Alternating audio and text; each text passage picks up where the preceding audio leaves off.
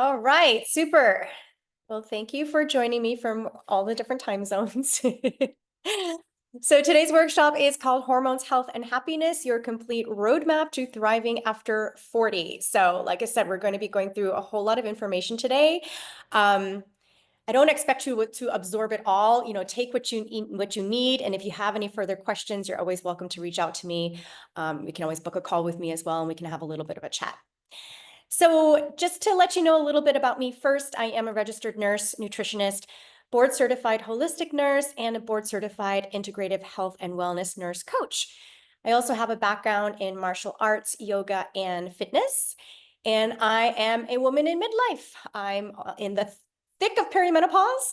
I've also been on my own physical and emotional healing journey. I ended up in the ER in my late 30s, and that kind of kicked off this whole physical journey. And of course, by the time you reach midlife, you got to go on your own emotional journey as well, right? So been there, done that. A little bit about my personal history. I've actually lived on 3 different continents. So I'm half Korean, and I lived in South Korea for about 2 decades, or almost 2 decades.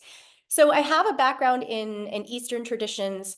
And then also for the last few years, I've been working with local healers in Mexico to learn more about indigenous practices and learn more about some of that ancient wisdom.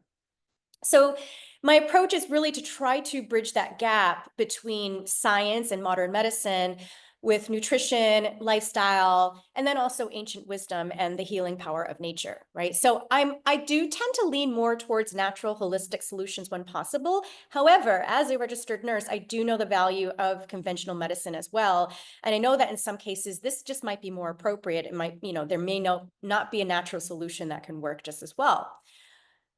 So for example, HRT, right? This is a big topic of conversation these days, HRT being hormone replacement therapy. So there actually is no natural solution that is as systemically effective as HRT, okay? Does that mean that HRT is the end all be all magic solution? No, of course not. Like you can have a healthy life without it. And you will gain even more benefit if you also make nutrition and lifestyle adjustments, as well as, taking the HRT, especially when it comes to your long-term health. You really need to start focusing on these other things as well. So what's the whole point of this workshop, right? So I have, for as long as I can remember, been a huge proponent of women's empowerment. And I really believe that we need to feel our best and feel like we're in control of our bodies in order to really step into our highest selves and really reach our fullest potential.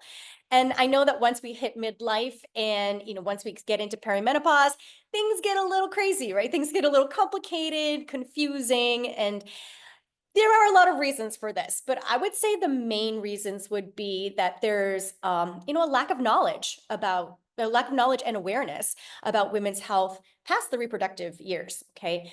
And this is not just amongst ourselves as women, but also in the scientific and medical community. There hasn't been a whole lot of research put into it. The other reason things are really confusing is because there is so much misinformation out there. Doctors are oftentimes going by outdated information, and so people start to mistrust regular conventional doctors, and then they'll start to go to maybe a naturopath or a functional medicine doctor. Which is great. They're all great for their own reasons. But what happens with the naturopaths and functional medicine doctors, they'll lean more towards the supplements, and some of these supplements do have some evidence behind them, but maybe not a lot of strong evidence. And they may work for some women and they may not work for other women. And so it's just gets even more confusing there. Also, there's a ton of noise, especially on social media. You have wellness influencers preying on women's vulnerability, like always, like we had happen with beauty standards and diet culture. Now the new thing is perimenopause and menopause. So we have, people trying to sell these magic pills and, hormone balancing drops and all this stuff that really doesn't have any science behind them and really doesn't do much. And then when you try to Google answers, what's happening is AI is gathering this information from, outdated information or from sources that are not really evidence-based. And so when you're gathering this information, you're like, oh, I found this on Google, but it may not actually be accurate. So just to make things even more confusing. So that is why I'm trying to put together this workshop for you, is to provide the facts, to help to cut through the BS, to try to eliminate some of that noise so I can help you focus on what's actually important. And so you can take what you need for now and leave the rest for later.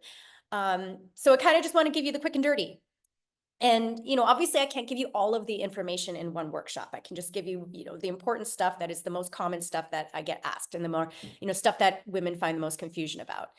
And, like I mentioned, if you do want some more personal guidance or you have more specific questions, please feel free to reach out to me, or you can book a call with me and I'll give you all of that information to get in touch with me at the end so that I don't leave you hanging. One of the things I want to do today is really to instill hope. I want you to come away with this knowing that there are many treatment options available, holistic ones and conventional ones. And there's also simple, practical tips for nutrition and lifestyle that you can start to use right away so you can start feeling better now, and also know that you're improving on your long-term health. I try as much as I can to be unbiased. As a nurse, I don't prescribe medications. I don't sell supplements.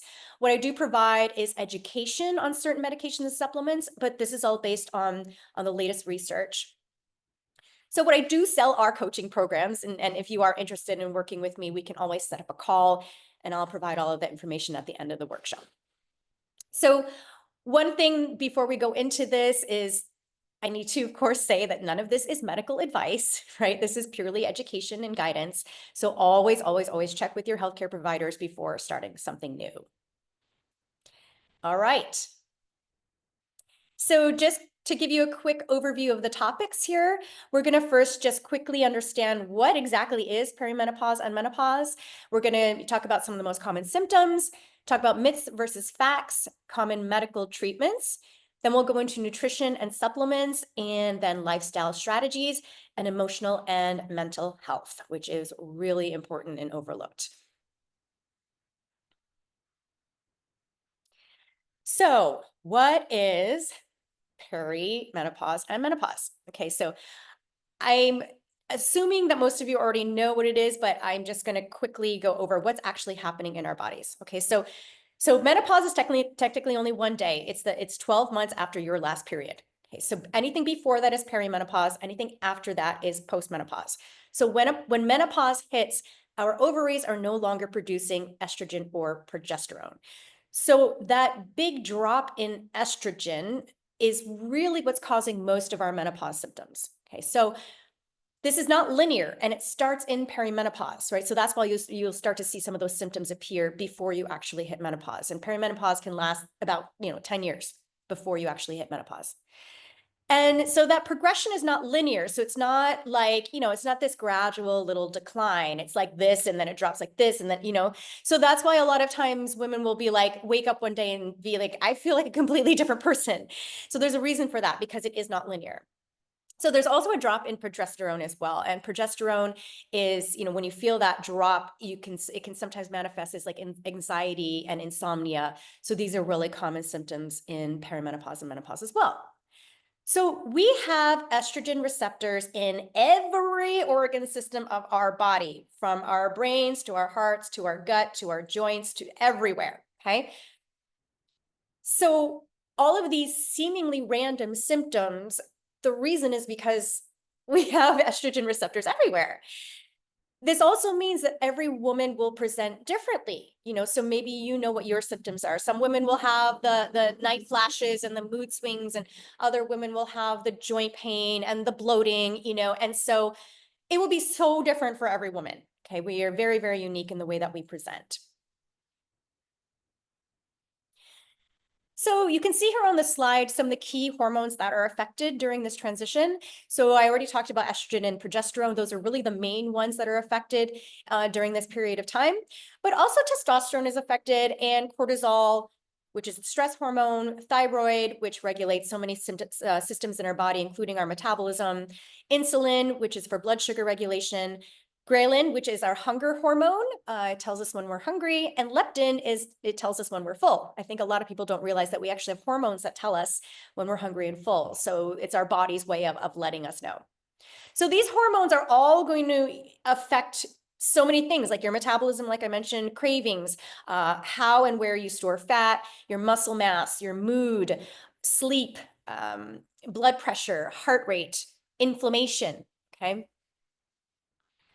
So some common signs and symptoms that you're going to see in perimenopause and menopause, like I said, they seem like they're random. It's because they're all over our body. Weight gain is one big one. And I just wanted to mention real quick right here. Weight gain is actually one of the few things that HRT will not help with, at least not directly. Okay, so I think a lot of women assume, oh, if I just go on hormone replacement therapy, I'll lose the menopause weight, but that's actually not true. It's not going to help you directly with that. What it can do, though, what HRT can do is help you with energy, help you with sleep, and all those things that will give you the inspiration, the motivation to make certain nutrition and lifestyle changes to help you with weight management. But HRT itself won't do that. Other symptoms are fatigue or lack of energy, brain fog, mood swings, depression, anxiety, insomnia, joint pain, GI issues like bloating or poor digestion, IBS, irritable bowel syndrome becomes common in this period of time too. Night sweats, hot flashes, heart palpitations, which is a really scary one for a lot of women, and asthma seems to increase as well.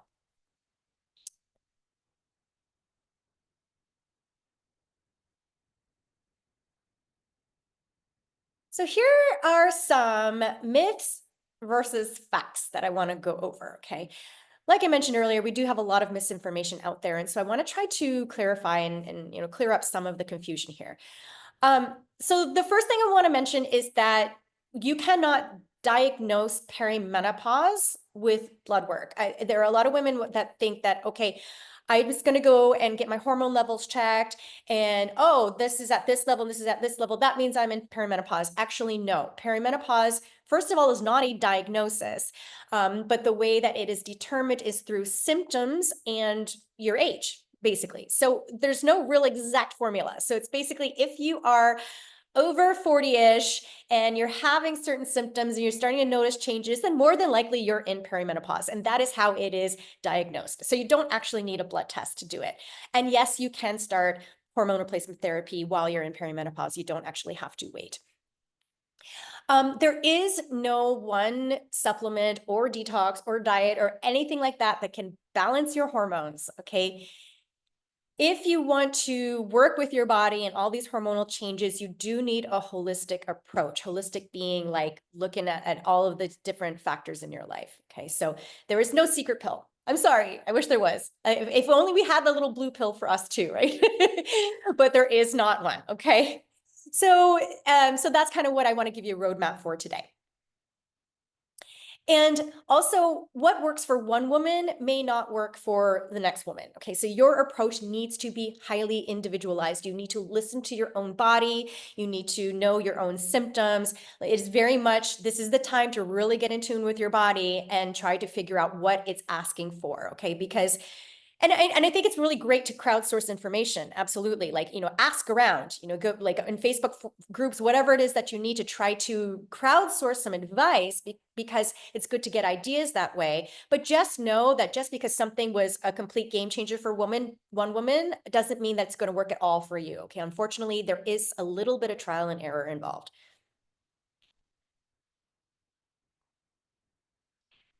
So I want to first touch on real quick some common medical treatments. So I think it's important to note that once you hit this stage of life, there is no replacement for estrogen besides estrogen, or more specifically, estradiol. And there are actually a few types of estrogen that we produce. Estradiol is what is produced in our ovaries. So once we hit menopause, we're not actually producing any more of the estradiol. So the only way to replace estradiol is through hormone replacement therapy. Okay, so there is no natural remedy that can replace estradiol. There are what's called phytoestrogens, and these are plant compounds that mimic estrogen. They're not the same, but they kind of attach to certain receptors, all right?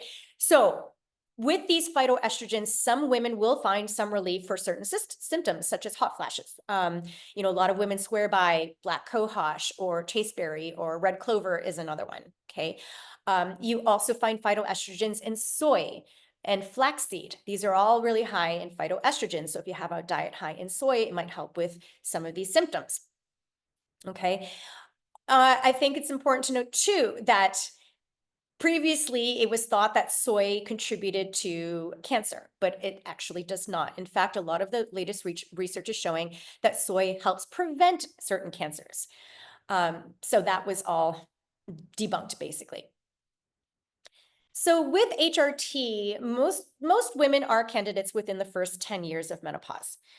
And this will improve for many women, so many of those symptoms that I noted on the previous slide, except the weight gain, of course, which I already mentioned. There is a myth that all HRT can increase your risk of blood clots and certain cancers, but actually there is a big difference between the different HRTs, okay? So I want you to understand the benefits and risks. So if you've had a family history of breast cancer or past personal history of breast cancer or even blood clots, this does not necessarily disqualify you from HRT. So you need to find a healthcare provider that is informed about this stuff, okay? Not the ones going on outdated advice. So the newer HRTs, the transdermal HRTs, the ones that go through your skin, so either like the patch is a great example. This does not have a correlation with blood clots, okay? Because the reason is it goes directly into your bloodstream, which instead of taking a pill, when you take the pills, it has to bypass through the liver. And when it bypasses through the liver, that's called second pass metabolism for all of you, healthcare people out there. Since it bypasses the liver, it bypasses those clotting factors. So you do not have that increased risk of clots when you have the transdermal HRT, okay? So we actually have lots of different options now, medical options, holistic options. So it's important to kind of know all about all of them so that you know how to fit them into your own personal plan. So there's that transdermal HRT. There's also vaginal estrogen, and that's just local instead of systemic. And that can really help with symptoms like vaginal dryness and atrophy. Some women complain about painful sex or dryness, so that helps with that. Also, it helps to prevent UTIs. And I think it's really important to note that because UTIs can be very dangerous as we age. We can become septic if we have a UTI that's left untreated for too long. So vaginal estrogen is great for that too. I also wanted to talk really quick about compounded hormones, okay? So there's a lot of confusion of what's bioidentical and what's not, right? So the FDA-approved HRT is bioidentical, okay?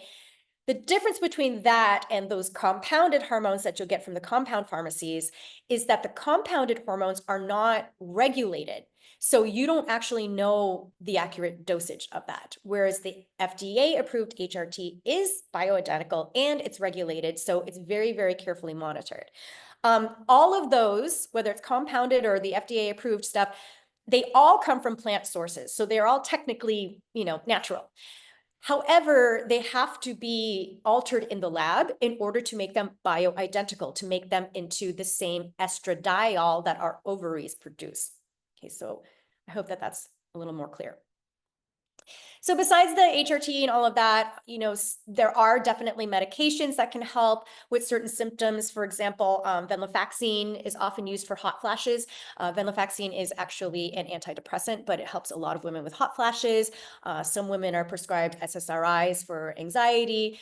Just want to let you know that there are medications out there in case some of the natural solutions don't work. All right, so let's move into nutrition. So I have here that this is dieting is dead. Okay, this is kind of what I want to help you change your mindset on. Okay, because when it comes to this stage of life, like once you've reached 40 and over, you need to stop with those restrictions and the deprivation, okay? We don't want to be cutting out food groups. We don't want to be doing all that stuff. We need to be thinking instead of restriction. We need to move towards the mindset of nourishment, all right? Nutrition is key. to supporting your health and hormones. You are what you eat, and that could never be more true than in midlife and beyond. Okay. I actually did an entire workshop previously on nutrition and gut health, and that's called the Midlife Nutrition Blueprint. And you can actually access that free recording on my website. So if you want to go really deep into this stuff, then you always have that available to you. So I'm going to try to go through like the really important stuff today. And if you want to go deeper, again, that free recording is on my website. So the older we get, the more important our nutrition becomes. Okay, we just can't get away with an unhealthy diet anymore. So all of these fad diets and all of these diets that cut out entire food groups, or the ones that severely restrict calories, none of these are really going to support our health and hormones in midlife and beyond. We need all of the macronutrients. Okay, so we need the lean protein, the healthy fats, the complex carbohydrates, fruit. I know fruit became like demonized in the 90s, I think, because of the sugar and, keto and all of that. No, fruit is great for you. Of course, we need vegetables as well. So I want to talk about the anti-inflammatory diet. So what exactly is anti-inflammatory? So I guess that really, I need to explain what inflammation is first, right? So inflammation, in a nutshell, there's two types of inflammation. There's acute inflammation, and then there's chronic inflammation. So the acute inflammation is like, when you sprain your ankle, you get a cut, all of the immune cells that will go to that area to help repair it. That's acute inflammation. That is totally a good thing. Chronic inflammation is a bit of a problem. So chronic inflammation is, if you can imagine that same response, but on a systemic level, but like a lower level, not so obvious. So it's kind of like, I like to compare it as burning embers is chronic inflammation, and acute inflammation is a full fire. So when we're having chronic inflammation, it's like the embers are always burning and they don't quite go out. Okay. And so this inflammation, if left unchecked, because we don't really notice it because they're just embers, right? If it's left unchecked, then it can be the precursor to certain chronic illnesses, such as diabetes, cardiovascular disease or heart disease, Alzheimer's, certain autoimmune conditions.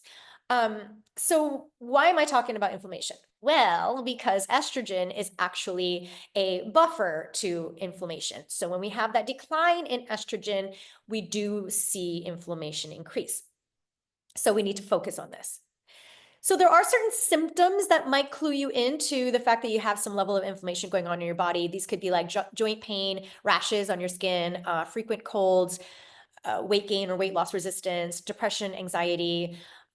It can also dysregulate your hormones and dysregulate your blood sugar, right? So a lot of these symptoms are kind of like similar to what's happening with the decline in estrogen, right? So it all overlaps. It's all tied together. So the best way to reduce inflammation is through your diet and, trying to eat an anti-inflammatory diet. What is an anti-inflammatory diet? It's really simple. It's whole foods, to keep it really simple. Vegetables, fruits, those complex carbohydrates like, whole grains, for example, healthy fats, which you'll find in nuts, seeds, avocados. So this is the best way to reduce inflammation and to support your overall health. Okay. Any foods that are high in antioxidants are really, really anti-inflammatory. So these would be like berries, for example, are really high in antioxidants. So while in perimenopause and menopause, you want to start thinking about consuming more of those foods that are going to support your hormones, right? So these are going to be like protein, fiber, healthy fats, and like I mentioned before, those phytoestrogens, which are found in soy. So let's talk a little bit more about blood sugar, because blood sugar regulation does become important in midlife, even if you're not diabetic. Okay, because blood sugar regulates a lot of things in your body. It regulates your energy levels, your hunger levels. It can affect your cravings. Insulin sensitivity becomes an issue in this stage of life as well. Blood sugar can affect fat storage too. And so it can also affect cortisol. And cortisol is the stress hormone, like I mentioned. And if we have cortisol continually being pumped out, then it can really wreak havoc on our entire body. So one of the tips is to, to keep your blood sugar regulated is to reduce refined carbohydrates, so things like refined sugar, and try to have protein and fiber with every meal and snack. So fiber is going to be found in plants, basically. Like any plant is going to have fiber. Okay, so fruits, vegetables, whole grains, nuts, seeds, all of that. It's really recommended to not skip breakfast, by the way, and especially if you have a breakfast with protein and fiber. This is going to help you to have fewer cravings throughout the day. It's going to naturally reduce the amount of calories that you eat if weight management is a concern of yours. It's going to reduce snacking. It's going to give you stable energy so you don't have those energy crashes throughout the day. And this is all based on science, right? So breakfast is a non-negotiable for me. And I've noticed that with my clients, the minute they start introducing protein and fiber at breakfast, it just makes a huge difference for them. So I'm going to go a little bit more into fiber right now too. So fiber is helpful to regulate your blood sugar. It's also really important for heart health. Okay, so once we hit perimenopause, we do have an increased risk of cardiovascular disease because estrogen is cardioprotective. So it protects our heart. Okay. So we need to start thinking more about heart health once we hit this stage. Fiber is one of the best ways. Consuming more fiber is one of the best ways to protect your heart. So it protects your heart and it also increases your gut health. Okay. So fiber will feed your gut microbiome. And one of the other things that happens beginning in perimenopause is your gut starts to lose diversity. And although gut health is really still an emerging science, one of the things that they can agree on is that the decline in the gut microbiome, like the diversity, is really important, right? So you need to have that diverse gut. You want to keep the microbiome as diverse as possible. And you do this by having a variety of different kinds of fibers. So just more plants. That's it. That's all you have to think about is just how can I consume more plants and different kinds of plants? Okay. Nutrient absorption does go down. Poor digestion starts to happen in perimenopause as well. So again, this is going to help by feeding yourself more plants. You're going to, counteract this a bit. Gut health is actually important in the regulation of estrogen. We actually have an entire section of our gut microbiome called the estrobolome that regulates estrogen, which I think a lot of women don't know. So gut health is really important there. Serotonin is also produced in our gut. The majority, I think it's like 90% of our serotonin is produced in our gut. So having a healthy gut is really important for our mood as well, so that we can produce that happy hormone serotonin at optimal levels. So again, fiber, fruits, veggies, legumes, so like beans, chickpeas, lentils, nuts, seeds, whole grains, all of those contain fiber. Let's talk about protein now. So protein, I know, has become like big topic. And for good reason. Protein is really important for muscle and bone density. Okay. So one of the things that happens as we age, and this starts in our 30s, is we start to have a decline in muscle mass. And this is just natural. That happens with age, whether we like it or not, okay? I believe we lose 3 to 5 or 3 to 7% of lean muscle mass for every decade. And once you hit 60, it actually accelerates. And so if you're not changing anything about your diet or the way that you move your body, you're going to be losing this muscle. And when you lose muscle, you lose strength. It can affect your bone density, but it also really affects your metabolism. So I see this a lot. A lot of women will say, I'm not doing anything different and I'm gaining weight. Well, the problem is that you're not doing anything different, right? If you're losing this muscle, then you're losing metabolism, and it's going to make it easier to put on extra weight if you're still eating the same as before. Okay, so that hopefully helps to explain why that happens. A quick mention about probiotics. So probiotics are very important for gut health. Like I mentioned, gut health is really important for your overall health, and also for your mental health because of that gut-brain connection and the serotonin and all of that. However, you really should be trying to get your probiotics from natural foods when possible. Okay, so like kimchi, miso, kombucha, all of that kind of stuff. Yogurt is another one. The reason is because with the capsules, well, first of all, they're not as bioavailable as real food, but also because our guts are like fingerprints. No two are exactly the same. So we don't know which exact strains our gut needs. So unless you've been prescribed a particular probiotic, the science is showing that it may actually do more harm than good to take the capsules, because they may be giving you too much of a certain strain, which could disrupt the natural microbiome that you have already going on in your gut. So again, some people have it already prescribed to them. I'm not going to mess with that, right? This is if you haven't had it prescribed already, like you might want to think about not taking them and trying to get it from foods instead.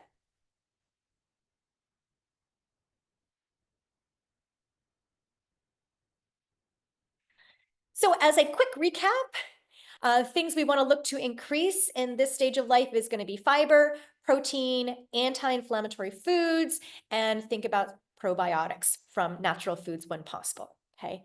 So now that we've gone over what to increase, we may want to touch on what to limit. Okay.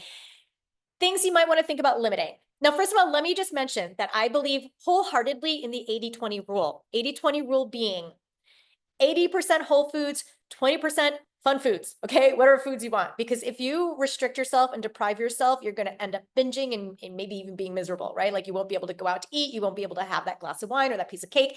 You don't want to do that to yourself. Like we're meant to enjoy life, okay? If you're doing that, a little bit in moderation, it's not going to kill you. It's not going to just completely, ruin your entire health journey. It's not. As long as you're 80% of the time eating well. So you might want to think about limiting processed foods. Okay, processed foods really increase inflammation. It can do like a whole bunch of things to you, okay? Refined sugars, saturated fat, and that includes like fried foods, for example. Fried foods are highly inflammatory. And then alcohol. Okay, so alcohol, we just don't process the same once we hit a certain age, okay? I know that from experience. I cannot process alcohol like I used to. Also, it can disrupt sleep. Okay, contrary to popular belief, it does not actually help you sleep. It may help you relax enough to fall asleep. However, it will interfere with your sleep cycle, meaning you won't get the deep sleep that you need if you've had alcohol before bedtime. Interesting fact too is that your body will use alcohol as an energy source before it turns to fat. So if you're trying to lose fat and you're drinking alcohol, just know that your body will keep that fat on reserve and burn the alcohol instead. So and then also alcohol makes hot flashes worse. So let me explain that. So alcohol it vasodilates. So it means it makes your blood vessels wider. And that's what happens when you're having a hot flash too. You're actually vasodilating. So if you are having alcohol, you're basically setting yourself up for a hot flash is kind of what's happening. So if you are having hot flashes, then just know that alcohol is very, very much a common trigger for that.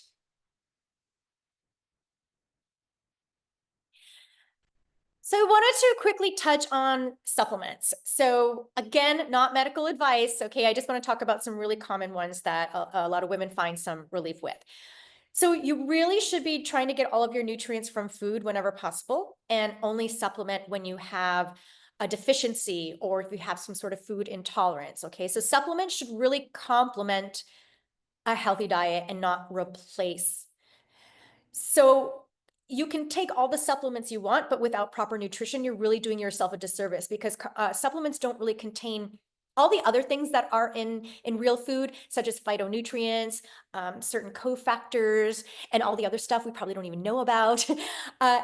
So try to get it from your nutrition. However, there are, certain nutrients that no matter what we do, it seems like we're going to be deficient on. Okay. So I think that it's really important. I'd say it's imperative to get a vitamin panel done if you haven't had that done yet. A lot of times when you go in for your regular yearly physical, you can ask for one, right? So it's going to see if you're deficient in any vitamins. And I think this is really important because until I got a vitamin panel done years ago, I had no idea that I was super deficient in vitamin D. So since then I started supplementing. So some suggestions. So vitamin D is a big one. Okay, vitamin D, I would say the majority of women are probably deficient in, okay?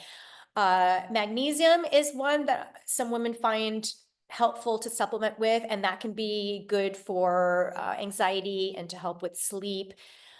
Those are two examples that magnesium is good for. Vitamin B12 is one a lot are deficient in. Again, this is all like, I'm just kind of naming common deficiencies, not saying go out and start taking these, just letting you know what to look out for, okay? Ferritin or iron levels tend to decrease for some women. I also suggest, if you're not getting enough fatty fish or like flaxseed in your diet, to think about taking omega-3s, because omega-3s are healthy fats, and these are really helpful for inflammation. It really helps to reduce inflammation. Turmeric is another one that helps with inflammation. A lot of people love to take turmeric as a supplement every day. I wanted to touch on creatine as well, because I get a lot of questions about creatine. So creatine is, it can help with building muscle, but that's only if you are actually strength training already. Okay, so if you're not strength training already, it's not really going to do much for you. Although there is some evidence that it can help with cognition. Again, this is all very preliminary evidence, so I can't say, definitely take creatine, but there is some evidence out there that it might be helpful. If you do decide to take it, just know that the dosages, the recommendations on the containers are for bodybuilders, and it's probably way higher than you actually need. Okay, so don't take, the recommended dose that's on the container. Another supplement that I've already mentioned earlier are phytoestrogens, those plant compounds that mimic estrogen. I'll mention them again. Black cohosh, chasteberry, I believe it's also known as Vitex, and red clover are really common phytoestrogens that can provide a lot of relief for some women, especially, things like hot flashes and night sweats. But you can also get these from food. Soy and flaxseed are high in phytoestrogens.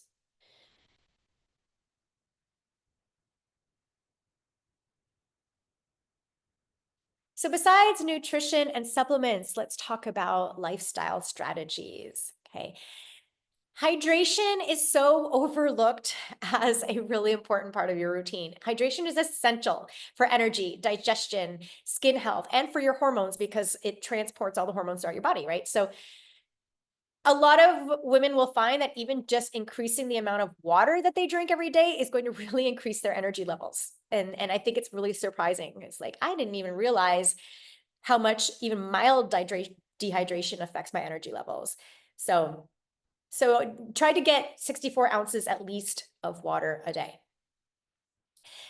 Besides nutrition, one of the most important lifestyle factors is going to be physical activity to help you feel better in the stage of life. It's going to fight fatigue. It's, and of course, there's the benefits of strength training for your muscle, for metabolism, for bone density. You might want to think about incorporating gentle movement, such as yoga or walking. And this is going to help, not just for exercise, but it helps to manage stress, anxiety. It helps to improve sleep.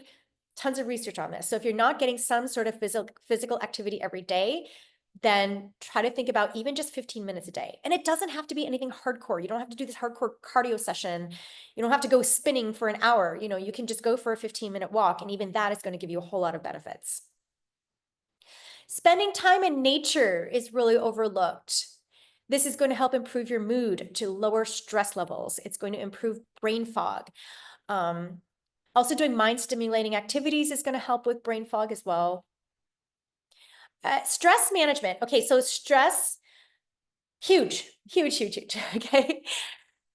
So stress, first of all, depletes you of certain nutrients. I think a lot of people don't know that it can deplete you of magnesium, calcium, zinc, iron, and these are really, really important nutrients for your energy levels, for your immune system, for sleep, for anxiety, for so many things. So when you're constantly stressed, you're actually being depleted of these nutrients. Okay, so you really, really want to focus on reducing stress in this stage of life. So when you have stress, you are releasing cortisol being the stress hormone. If you have cortisol constantly being released in your body, it is going to worsen perimenopause and menopause symptoms. So basically, the more stressed you are, the more difficult your symptoms are going to be. So you really want to start focusing on this.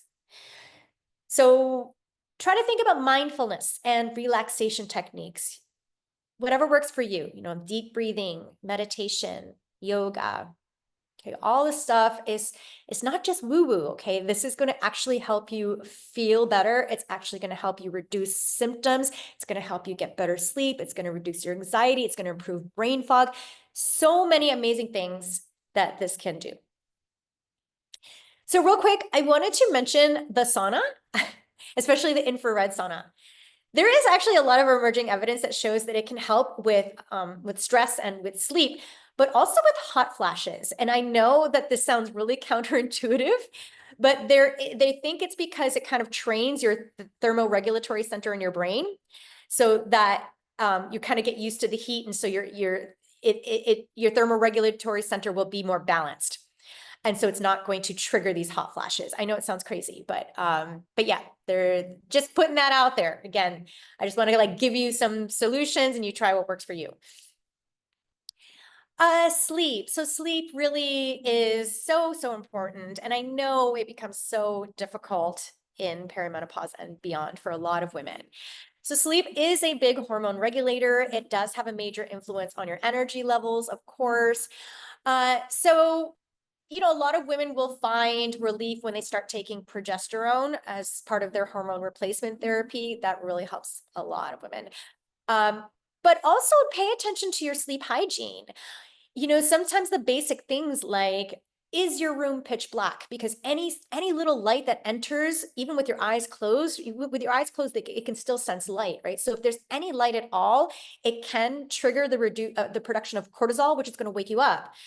So make sure it's pitch black. Make sure that it's comfortable, your bed, the temperature in your room, okay? Are there any snorers sleeping next to you? You know, these are all factors. You want to think about, you know, reducing screen time at night, dimming the lights before bedtime, having a bedtime routine so you can train your body into knowing that it's time to go to sleep. Okay, having that bedtime routine is really, really effective. So I would say that my biggest tip is to go to bed and wake up at the same time every day, even the weekends, because that is going to help train your body. And especially if you're waking up in the morning and getting, you know, some light, especially direct sunlight into your eyes, not direct looking at the sun, but like, you know, opening the windows and getting some sun into your eyes first thing in the morning is going to help with your own body's circadian rhythm. And the more that you work with nature, the more that you work with the way that your body works, the easier it's going to be for you. You know, instead of fighting nature, work with it. Okay. Work with your biology.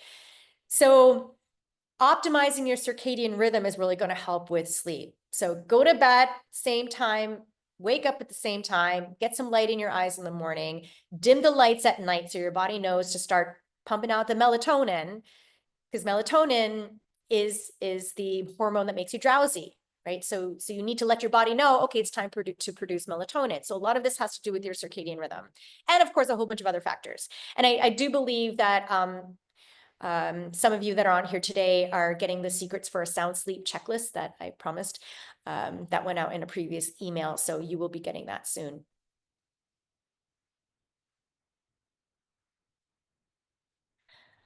So let's talk about emotional and mental health, which is often overlooked, you know, because I think that it's become so normalized to just say like, oh, you know, she's hormonal, like she's being moody and she's crazy and she's whatever. Okay. I think it's really important to acknowledge that these mood swings and the anxiety and the depression, all of these things that start to happen with these hormonal changes are very normal. Okay, and there is a biological reason for this. We have estrogen receptors in our brain, okay? So when we have that decline in estrogens, it's 100% going to affect our brain and our mood and all of that. Okay, so acknowledge that this is normal, what we're going through. And perhaps it may take a little bit of education, you know, for yourself and also for your family, for your loved ones, to let them know what's happening, to let them know that there's a reason why you're feeling this way. I also wanted to dive a little bit deeper into the gut-brain connection, okay? So we talked about in the nutrition section about how optimizing your gut health will actually improve your mental health, okay? And that's proven science now, okay? But it also works bidirectionally. So by improving your mental health, you will improve your gut health, okay? And by improving your gut health, you're going to be improving your overall health. So we want to start thinking about how can we optimize our mental health? Like, what are some techniques and what are some tools that we can use? So one of the big things I want you to think about is nervous system regulation. Okay, so, and in particular, trying to activate your parasympathetic nervous system. So this is the section, the half of your nervous system that has a calming effect. So so basically you're thinking about trying to calm your nervous system. Okay, so this is going to help to balance mood swings. It's going to help with anxiety. Okay, so there are ways that you can activate your parasympathetic nervous system, which will calm your entire nervous system. And you can use techniques like mindfulness meditation.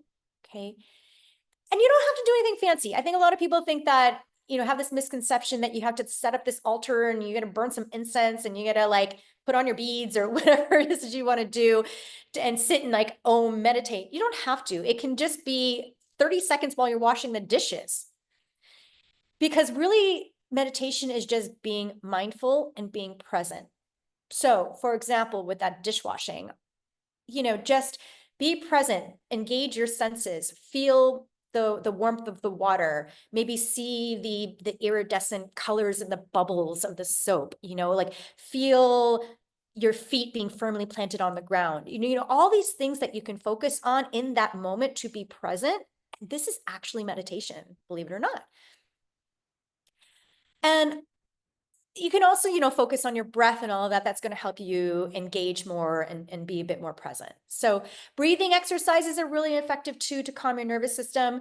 So those deep diaphragmatic belly breaths do help with that. And one of the reasons is because it actually it activates your vagus nerve. So your vagus nerve is the biggest nerve of your parasympathetic nervous system that goes all the way from your brain down through your torso, right? So when you're doing those deep belly breaths, it's actually triggering your vagus nerve. So that helps to activate your parasympathetic nervous system. So that's one of the reasons these deep breathing exercises work. Also, it's just something to help you focus on, to kind of, take your mind off of things. Yoga is fantastic for regulating your nervous system. Yoga I love because it helps you to unify your body with your mind. And so you get your entire body involved in that kind of moving meditation. So these are all techniques that I always teach my clients, and from the beginning, because it takes practice. All right. I think a lot of people make the mistake of, they'll try meditating once and they'll say, I can't turn my brain off. This is too hard. I can't do it.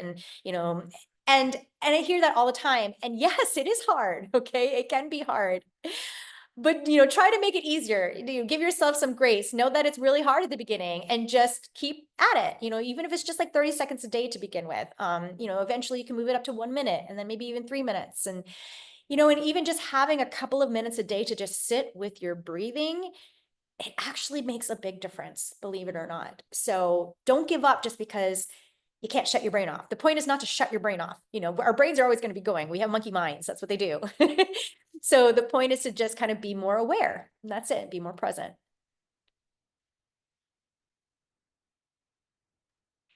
So, so I wanted to kind of introduce some more information on emotional healing emotional regulation and resilience.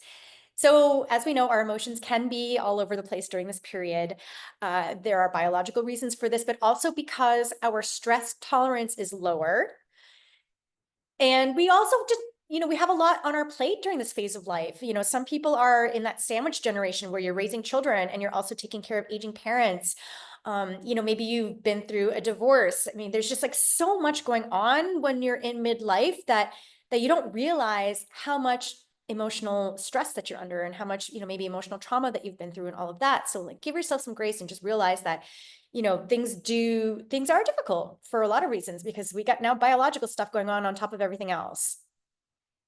So getting a handle on all of this stuff does require some self-awareness, mindfulness, and practice, like I mentioned, just to recognize when our emotions are happening, notice if they are starting to take over, allow them to move through you without judgment, Yeah, and so a lot of those techniques that I mentioned before with the meditation, mindfulness, awareness practices, journaling, somatic practices, all of this stuff is not woo-woo. This is going to help you so much in this stage of life to navigate it. And again, remember to give yourself grace, practice self-love, try your best to keep your sense of self-worth healthy, with self-care, maybe positive affirmations. All of this stuff is actually really helpful. And the more that you give yourself grace, the more emotionally resilient you become. You stay in control of what's going on. This is really, this stage of life is such a beautiful opportunity to reconnect with yourself, and recognize that this is just a new chapter and embrace it. And that might be a good time for you to just stop and do an audit, do like a life inventory and ask yourself, are you living your life authentically? If not, what changes can you make? Don't judge yourself. It's never too late, right? This is a time to stop and actually do an audit. A lot of times when we're misaligned in what our values are, when we're not really living our life authentically, this can in and of itself be stressful. So this is a good time to kind of stop and reevaluate and kind of think about those things. I want to mention gratitude. It's challenging, right? Sometimes what we're going through, but try your best to cultivate gratitude in this stage of life, because gratitude, it can help rewire your brain. Neuroscience shows that gratitude actually really helps to have a positive outlook and all of that. And it's also one of our biggest nervous system regulators. Having gratitude actually helps regulate our nervous system and bring us into the parasympathetic state. So if you don't already have a gratitude practice, maybe even just journaling 3 things that you're grateful for at the end of the day before you go to bed, something simple like that actually is helpful. Because remember, our emotional well-being is directly correlated with our health, because of that gut-brain connection. It affects your nervous system. So emotional well-being is going to lower your stress tolerance, or sorry, increase your stress tolerance, right? Make you more tolerant to any stressors. And it's also going to lower inflammation, right? So all of it is tied together, all of it. Okay, it's some people think, oh, my mental health is separate from my physical health. It's not. It's absolutely tied together. Emotional, physical, mental, spiritual, all of it is all tied together. So, you might want to think about working on some of that emotional healing. If there's anything that's still lingering from the past, any open wounds, any of that stuff, this might be the time to work through that, because you might be surprised how much better you feel after you work through it. So there's therapy, there's coaching, there's journaling if you can't afford those things. But this is the time to try to work through it. I also want to talk about connection and community. So this is actually one of the biggest determinants of health, is how connected you are, the quality of your relationships. And there have been studies done on it. In fact, one of the longest running studies in history, it's a study done by Harvard. It's going on, I think, 83 to 85 years now, where they figured out that one of the biggest predictors of happiness and health and longevity is the quality of your relationships, that human connection, right? So think about how you can, reconnect with loved ones, how you can make sure that you always have that human connection in your life, because it can actually make you healthier. So I have a last part of the workshop that I want to share, that I'm going to share some quick helpful tips and some juicy info as well. But I also wanted to make sure, since we're running short on time, that you know how to get some more support from me in case you need it. So if you do find that you want some more personalized support, you can reach out to me, and we can have a phone call and we can just talk about it and see if any of my programs might be a good fit for you. So the one that I would recommend, that is basically everything that we're talking about today, is the Midlife Reset Program. And this is an 8-week one-on-one holistic health and well-being program. So this is basically going to help you, work with me one-on-one to figure out what's going to work for you as far as symptom relief goes, going to help with that nervous system regulation, emotional healing, any of the things that you personally need help with in this stage of life. That's what this program is for. Then I also have a few other programs. The first one is Lighter Self, and this is a 12-week one-on-one weight loss transformation program for women over 40. If this is something that you specifically want to focus on, that's the program for you. I also have Thrive, which is a 6-week small group weight loss and well-being program for women over 60. So this is a group program. I don't have the date that I'm starting the next one yet. but just letting you know that that's out there. And then I have the creme de la creme. This is the realigned portion, the realigned program. And this is a 6-month one-on-one holistic transformation program for women in midlife and beyond. And what's really cool about this is there's an optional bespoke, like personalized retreat in Mexico to do some of that deeper healing and to have like a total reset. So those are the programs I have. And I have this QR code, and actually if you scan the screen now, it will take you directly to my booking page. So I tried to use technology in my favor to make things easier for you. So if you want to book a call with me, even if you just want to chat, like even if, we're not even talking about the coaching programs, if you just have or need some personalized support, if you have some questions, I'm always happy to chat. So, reach out to me anytime. I'm not a gatekeeper. I like to share whatever information I can to try to help you as much as I can. Okay, let's move on to the very last part with some other information. So these are kind of like other considerations that didn't really fall into nice, neat little packages. So emotional eating and stress eating. Okay, so this is an issue for a lot of us. And this is something that tends to increase during perimenopause and menopause. And sometimes we don't even realize it, okay? So some things to think about, like the solutions are to, first of all, be aware of your triggers. And once you figure out what your triggers are, recognize them and try to focus on finding other coping mechanisms. This could be journaling, calling a friend, so many different things. And this is something that I always work on one-on-one with my clients. So practicing mindful eating is helpful with that too, and also decreasing stress, because if you're less stressed, you're going to be less prone to stress eating and things of that nature. So setting boundaries. So setting boundaries in your home life, in your relationships, at work, all of this becomes even more important than ever, because now we are more sensitive to stress because of that decline in estrogen, because of that increase in inflammation, because we've been through already a whole lifetime's worth of crap, right? So we really need to take care of ourselves. This is the time we need to bring the focus back to ourselves, because I know with so many of us, it's been like, oh, taking care of the children and taking care of parents, or the workplace, or this, no, now it's time for you. Okay, so I always stress prioritizing self-care in this stage of life. You really need to. It is not selfish. It's not a nice to have. It's essential for your health and well-being. I've already gone over how much emotional health and stress and all of that can actually affect our physical health. It can make our perimenopause and menopause symptoms worse. It can increase inflammation, right? So we really need to be taking care of ourselves and taking care of our emotional well-being. So work on trying to reduce stress. Work on that emotional healing, because it's going to help you for your long-term health, physical, mental, emotional, spiritual, all of that. So speaking of self-care, I wanted to bring up something that I think not a lot of people talk about, and this is sex. Let's talk about sex, baby. Sex, and included under this is self-pleasure, okay? So that's why I kind of categorized it under self-care. I just wanted to let you know that orgasms release oxytocin, dopamine, endorphins, okay? All kinds of happy hormones that can actually help counteract stress. It helps with mood swings. It helps to promote relaxation. It helps you sleep. It's going to help improve your libido, okay? And it also helps to increase blood flow to the pelvic region, all right? And this is going to help to maintain vaginal elasticity. It's going to help to maintain lubrication, and it does help to strengthen the pelvic floor, okay, which is going to help stave off incontinence, which can start to happen for a lot of women in midlife and beyond, okay?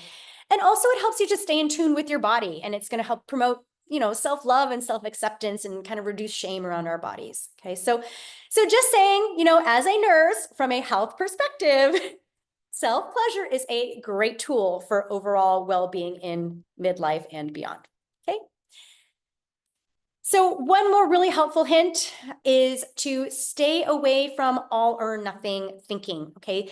Don't try to overhaul everything at once. I know I presented a load of information today. I know that. Don't try to do it all at once, okay? One thing at a time. I like to think of it this way, just to put it in perspective. If you change one thing a week, so for example, this week, if you want to start drinking more water, say this week, I'm going to drink 64 ounces of water every day. Awesome, do that. And then it's going to become a habit. Okay. Then the next week, you can add another healthy habit. So by the end of a year, that is 52 habits that you've changed. So that's a lot when you think about it. And a year is actually not that much time. So just remember to meet yourself where you're at. Okay. Whatever habits you decide to change, make sure that they're sustainable. And try to figure out how to hold yourself accountable. Okay. So, whether that's journaling it or marking it on a calendar, whatever it is that you need to do to hold yourself accountable, that's going to help you so much with making sure that you stick with things. And of course, coaching is like the fastest and easiest way to get to where you want to be. And then with coaching as well, you probably gain some things that you didn't even know you needed. Right? So just wanted to close off with that. I don't want you to get overwhelmed. That's why I wanted to mention that. Just take what you need for now and maybe think about the other things for later.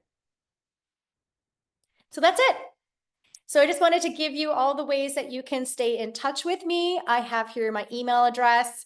You can find me on Instagram. You can find me on Facebook. I do have a private Facebook group as well. If you want to join, it's called Holistic Health, Nutrition, Hormones, and Weight Loss for Women Over 40. And you can find me on LinkedIn. You can look up my name, Anna Desmarais, or you can look up the Midlife RN. Sometimes it's easier to find me that way because it's easier to remember that. All right, let me stop sharing my screen here.